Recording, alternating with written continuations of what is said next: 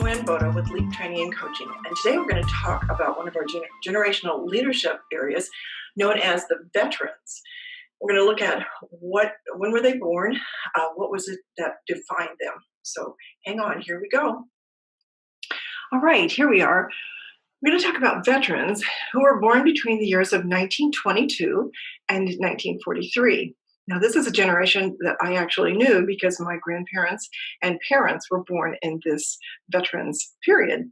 So what is it that interested them as far as defining moments? We're going to talk about that because actually I heard firsthand reports about this era and their defining moments. I also heard about their leaders, their core values, their groups, movies that they loved, and television shows, which is interesting because television was very new at this point in time.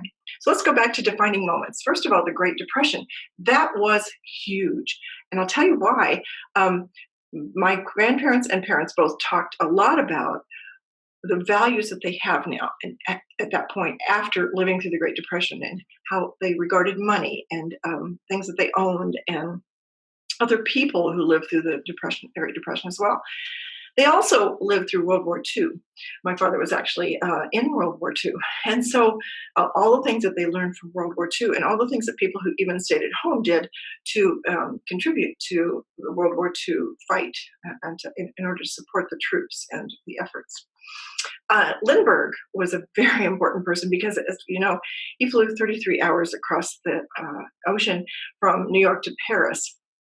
And he changed the entire vision of what air flight could be, of how travel could happen. So that was huge, and he was such a hero. The GI Bill was huge as well.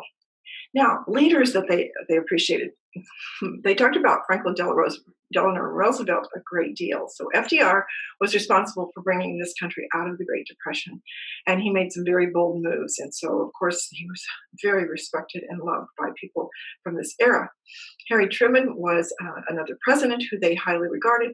Now, Harry was kind of a different president, but my parents loved him because he was from the state of Missouri, which is where they lived at the time. Winston Churchill was huge because he was very instrumental, of course, in the World War II efforts on the part of Europe. And Dwight D. Eisenhower was another important, not only president, but he was also a general and so served in the military in World War II. Their core values, they were very dedicated people. They honored hard work, and they were hardworking people, believe me, I know that. And had a great deal of respect for authority. So no matter who the president was, even if it wasn't the president that they elected, they had great respect for him. They had great respect for the authority of a teacher. So for instance, if I were to come home from school and have had a problem at school, whatever the teacher said was what they listened to and worked with in order for me to be better when I went to school. I didn't have a lot of those, but it did happen, of course. Groups that they loved. So Sinatra, let's talk about him first. Sinatra and all the people that he performed with, I mean, that was huge, the Rat Pack.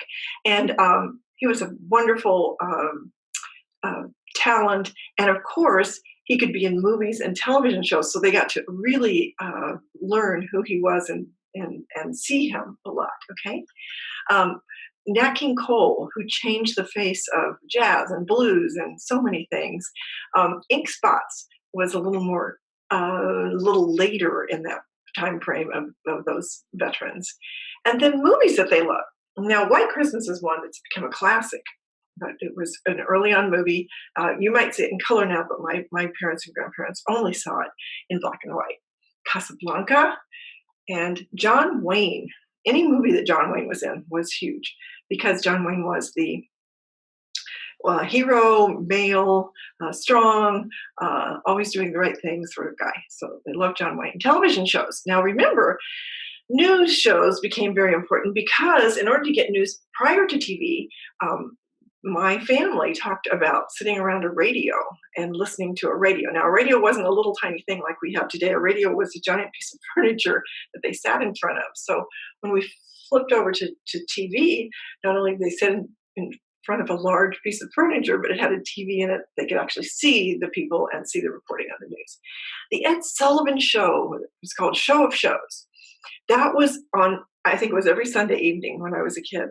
and we'd watch, and we got to see people like Sinatra. We got to see, some the Beatles and Elvis, and incredible entertainment that we got on that show of shows. And then Ozzie and Harriet. Now, when you think of values and core values, dedication, hard work, and respect for authority, Ozzie and Harriet were a family that was depicted on this television show that believed in all those things, that had the values, strong family values of the time. And so a lot of people loved this show and patterned themselves after it. So these are the things that the veterans identified that made them a common era. And so hopefully that will help you when you start to look at leadership styles. So we're going to move on in just a little bit to the veterans' leadership styles that they prefer. So hopefully this has helped. Thank you so much. Once again, this is Joanne Boda with Leap Training and Coaching, and we hope this starts to enlighten you. I loved learning this when I started studying this. So have fun with it. Thank you.